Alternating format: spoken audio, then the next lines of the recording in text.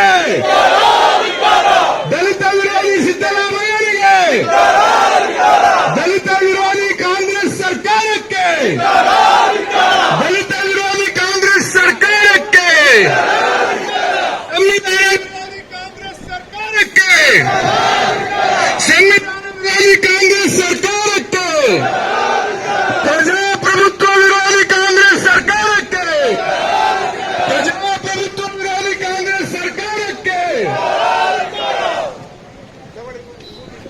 ಭಾರತ್ ಮಾತಾ ಕಿ, ಭಾರತ್ ಮಾತಾ ಕಿ, ಭಾರತೀಯ ಜನತಾ ಪಾರ್ಟಿ ಹೋರಾಟಕ್ಕೆ, ಕಳ್ಳರ ಕಳ್ಳ ಸಿದ್ದರಾಮಯ್ಯ, ಕಳ್ಳರ ಕಳ್ಳ ಸಿದ್ದರಾಮಯ್ಯ, ಸಂವಿಧಾನ ವಿರೋಧಿ ರಾಜ್ಯ ಕಾಂಗ್ರೆಸ್ ಸರ್ಕಾರಕ್ಕೆ, ಸಂವಿಧಾನ ವಿರೋಧಿ ರಾಜ್ಯ ಕಾಂಗ್ರೆಸ್ ಸರ್ಕಾರಕ್ಕೆ, ದಲಿತ ವಿರೋಧಿ ರಾಜ್ಯ ಕಾಂಗ್ರೆಸ್ ಸರ್ಕಾರಕ್ಕೆ, ರಾಜ್ಯಪಾಲರಿಗೆ ಗೌರವ ತೋರಿಸುತ್ತಿರುವ ಕಾಂಗ್ರೆಸ್ ಸರ್ಕಾರಕ್ಕೆ, ರಾಜ್ಯಪಾಲಕರಿಗೆ ಗೌರವ ಕೊಡುವ ರಾಜ್ಯ ಕಾಂಗ್ರೆಸ್ ಸರ್ಕಾರಕ್ಕೆ, ದಲಿತರ ಕಾರಣಕ್ಕೆ ರಾಜ್ಯಪಾಲನೆ ಅನುಭವಿಸುತ್ತಿರುವ ರಾಜ್ಯ ಕಾಂಗ್ರೆಸ್ ಸರ್ಕಾರಕ್ಕೆ ಕ್ರಾಂತಿ ಆಗೋಗುತ್ತೆ ಅನ್ನೋದನ್ನ ಪೊಲೀಸವರೆಲ್ಲ ಕೇಳಿಸ್ಕೊಳ್ಳಿಲ್ವಾ?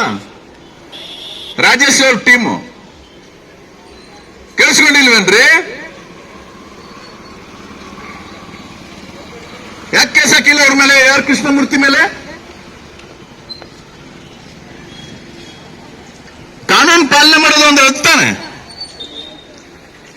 ಹಾಕಿ ನೋಡೋಣ suo motu case.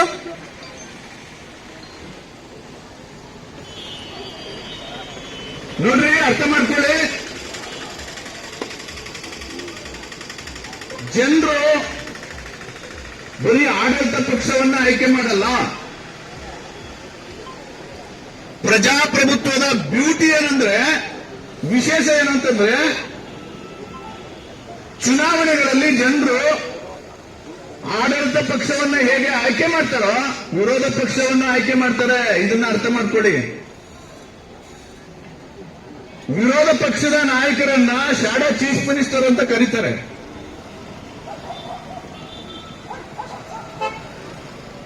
So this is the beauty of democracy. So ಆಡಳಿತ ಪಕ್ಷದ ಮತ್ತೊಂದು ವಿಶೇಷ ಏನು ಅಂತಂದ್ರೆ, ವಿರೋಧ ಪಕ್ಷದ ಮತ್ತೊಂದು ವಿಶೇಷ ಏನು ಅಂತಂದ್ರೆ, ಆಡಳಿತ ಪಕ್ಷಕ್ಕೆ ಇಲ್ಲದೆ ಇರುವಂತಹ ಒಂದು ಶಕ್ತಿ ಅದು. ಏನದು ಶಕ್ತಿ? ವಿರೋಧ ಪಕ್ಷಗಳ ಧ್ವನಿ ಅಂದ್ರೆ ಅದು ಜನರ ಧ್ವನಿ. ಅವರು ಏನ್ ಹೇಳ್ತಾರೆ, ಬಾಂಗ್ಲಾದೇಶದಲ್ಲಿ ಶೇಖ್ ಹಸೀನಾ ಅವ್ರನ್ನ ಹೇಗೆ ಅವರ ಅರಮನೆಯಿಂದ ಆಚೆ ಓಡಿಸ್ತಾರೋ ಹಂಗ್ ಓಡಿಸ್ತೀವಿ ಅಂತ. ಇಷ್ಟು ಹಗುರವಾಗಿ ರಾಜ್ಯಪಾಲರನ್ನ ನಿಂದನೆ ಮಾಡಿ ಮಾತಾಡೋದಕ್ಕೆ ಕಾರಣ ಏನು ಗೊತ್ತಾ ನಿಮಗೆ ಸ್ನೇಹಿತರೆ?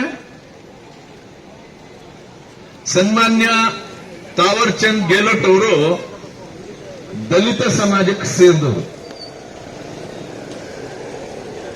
ಅವರು ದಲಿತ ಸಮಾಜಕ್ಕೆ ಸೇರಿದವರು ಅನ್ನೋ ಕಾರಣಕ್ಕೋಸ್ಕರ ಎಲ್ಲ ಮಂತ್ರಿಗಳು ಬಹಳ ಹಗುರವಾಗಿ ಮಾತಾಡ್ತಾ ಇದ್ದಾರೆ. ಐವಾನ್ ಡಿಸೋಜೆಗೆ ಬೇರೆ ಯಾವ ಉದಾಹರಣೆನೂ ಸಿಕ್ಲಿಲ್ಲ.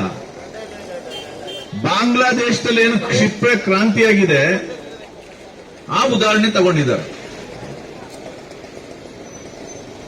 ಈ ಐವಾನ್ ಡಿಸೋಜೆಗೆ ಗೊತ್ತಿಲ್ಲ ಭಾರತ ಪ್ರಜಾಪ್ರಭುತ್ವದ ತಾಯಿ. ಯಾವ ಕಾಲದಲ್ಲೂ ಯಾವ ಕಾರಣಕ್ಕೂ ಭಾರತದಲ್ಲಿ ಅಂತಹ ಕ್ಷಿಪ್ರ ಕ್ರಾಂತಿ ನಡೆಯೋದಕ್ಕೆ ಸಾಧ್ಯ ಇಲ್ಲ. ಬಾಂಗ್ಲಾದೇಶದಲ್ಲಿ ನಡೀಬಹುದು, ಪಾಕಿಸ್ತಾನದಲ್ಲಿ ನಡೀಬಹುದು, ಇಲ್ಲಿ ನಡೀಲಿಕ್ಕೆ ಸಾಧ್ಯ ಇಲ್ಲ. ರಾಜಭವನಕ್ಕೆ ನುಗ್ಗಿ ಓಡಿಸ್ತೀವಿ ಅಂದಾಗ ಆಗ ಹೇಳಿದ್ದು ತಪ್ಪು ಅಂತ ಗೃಹ ಮಂತ್ರಿಗಳು ಒಪ್ಕೊಂಡಿದ್ದಾರೆ.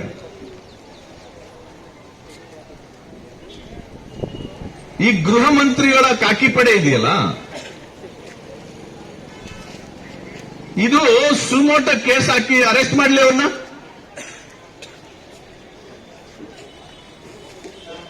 ಐವಾನ್ ಡಿಸೋಜ ಏನು ಕಾನೂನಿಗಿಂತ ದೊಡ್ಡವರ? ನಿಮ್ಗೆ ತಾಕತ್ತಿದ್ರೆ ಅರೆಸ್ಟ್ ಮಾಡಿ. ಈಗ ಎಲ್ಲವೂ ಆನ್ ರೆಕಾರ್ಡ್ ಇದೆ. ಮೀಡಿಯಾಗಳಲ್ಲಿ, ಸೋಷಿಯಲ್ ಮೀಡಿಯಾಗಳಲ್ಲಿ ರೆಕಾರ್ಡ್ ಅಲ್ಲಿದೆ.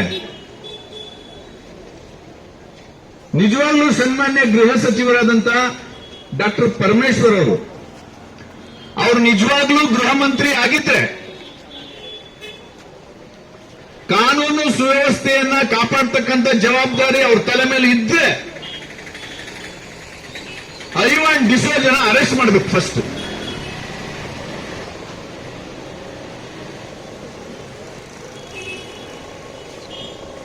ಏನ್ ಅನಾಹುತ ಆಗ್ಬಿಟ್ಟಿದೆ ಹಿಂಗೆಲ್ಲ ಮಾತಾಡ್ಲಿಕ್ಕೆ?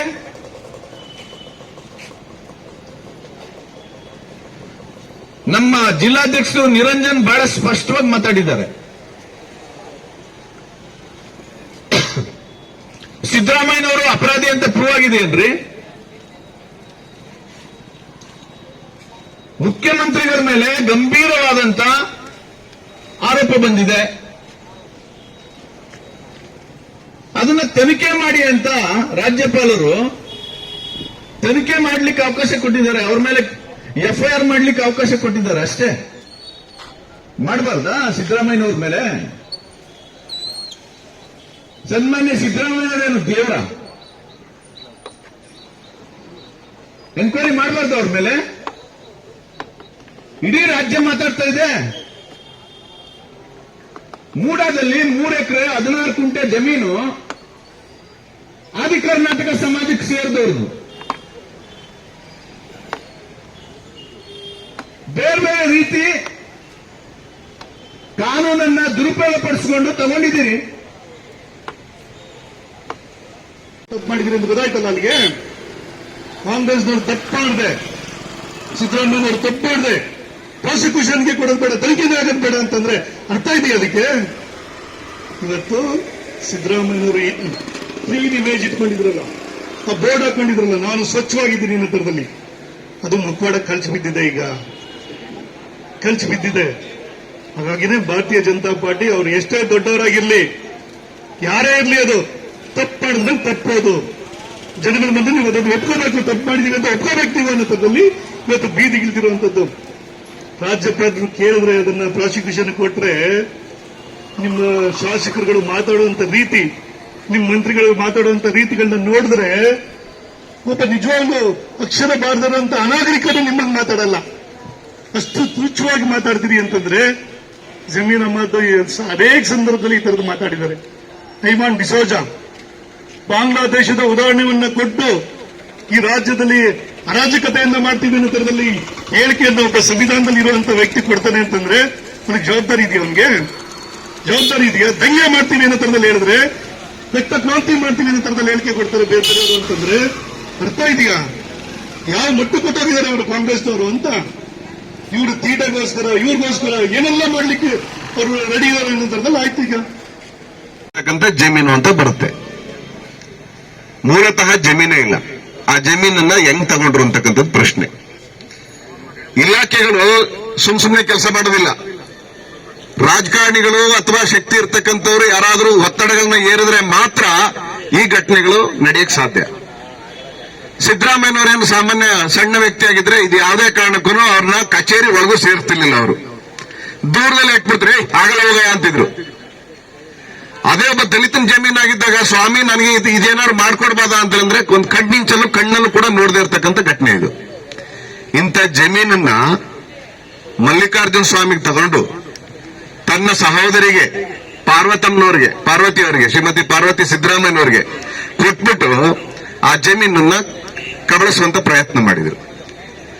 ಅದಾದ್ಮೇಲೆ ಅದನ್ನ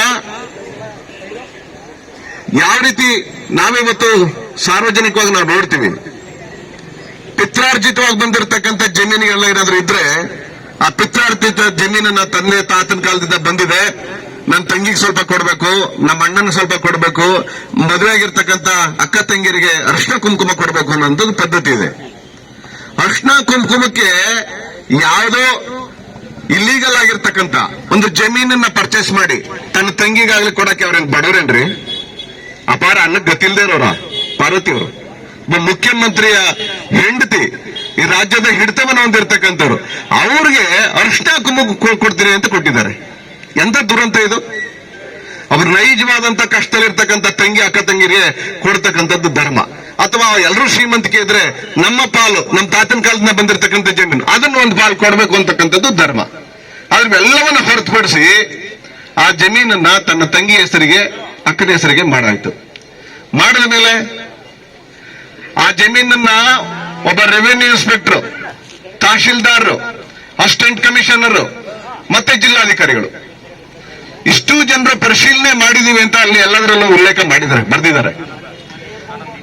ಮಾಡಿ ನೀವು ನಂಬಿ ಯಾರಾದ್ರೂ ಜಾಗದಲ್ಲೇ ಮಾಡ್ಲಿಕ್ಕೆ ಸಾಧ್ಯ ಹೊರತು ಇದನ್ನ ಸ್ಪಾಟ್ ಅಲ್ಲಿ ಹೋಗಿ ಇನ್ಸ್ಪೆಕ್ಷನ್ ಮಾಡಿದಕ್ಕೆ ಎಲ್ಲ ಅಧಿಕಾರಿಗಳನ್ನ ಮನೆ ಕಳಿಸ್ಬೇಕು ಅವ್ರನ್ನ. ಅದನ್ನ ಕಂದಾಯ ಜಮೀನು ಅಂತ ಕೊಟ್ಟಿದ್ದಾನಲ್ಲ, ಅವ್ರ ಸಹಿತವಾಗಿ ಇದಕ್ಕೆ ಕಾರಣೀಭೂತವಾಗಿರ್ತಕ್ಕಂಥ ಸಿದ್ದರಾಮಯ್ಯನವರು ಇದಕ್ಕೆ ಅಪರಾಧಿ ಅಲ್ವಾ, ಆರೋಪಿ ಅಲ್ವಾ? ಈ ಜಮೀನು ಸುಮ್ನೆ ಹೆಂಗ್ ಕೊಟ್ಬಿಡ್ತಾರೆ? ಹೆಂಗೆ ಒಬ್ಬ ಅಧಿಕಾರಿ ಬರ್ಕೊಡ್ತಾನೆ? ಕಂದಾಯ ಜಮೀನು ಅಂತ ಹೆಂಗ್ ಬರ್ಕೊಟ್ಬಿಡ್ತಾನೆ? ಇದನ್ನ ಸ್ಪಾಟ್ ಇನ್ಸ್ಪೆಕ್ಷನ್ ಮಾಡಿದಾಗ ಆ ಸ್ಪಾಟ್ ಇನ್ಸ್ಪೆಕ್ಷನ್ ನಲ್ಲಿ ಆ ಜಮೀನಲ್ಲಿ ಅಭಿವೃದ್ಧಿ ಪಡಿಸಿರ್ತಕ್ಕಂಥ ಜಾಗಗಳಾಗಿದೆ, ಸೈಟ್ ಇದೆ, ರಸ್ತೆ ಇದೆ. ಇವರು ಪತ್ರ ಮಾಡುವಾಗ ಆ ಜಮೀನಿಗೆ ಪ್ರತಿ ವರ್ಷನೂ ಕಂದಾಯ ಕಟ್ಟಿದ್ದೀವಿ ಅಂತ ಬರೀತಾರೆ. ಪ್ರತಿ 2004-5ರಿಂದ ಕೊಟ್ಟಿರ್ತಕ್ಕಂಥದ್ದು ಈಗ ತಗೊಂಡಿರ್ತಕ್ಕಂಥ ಜಮೀನಿಗೆ ಇಲ್ಲಿ ತನಕ ಕಂದಾಯ ಕಟ್ಟಿದೀವಿ ಅಂತ ಬರೀತಾರಲ್ಲ, ಅಭಿವೃದ್ಧಿ ಪಡಿಸಿರ್ತಕ್ಕಂಥ ಜಮೀನಿಗೆ ಕಂದಾಯ ಹೆಂಗ್ ಕಟ್ತಾರೆ, ಕಂದಾಯ ಹೆಂಗ್ ತಗೋತಾರೆ, ಆ ಸರ್ವೆ ನಂಬರ್ಗೆ ಯಾವ್ಯಾವ ದಾಖಲಾತಿಗಳಿದೆ?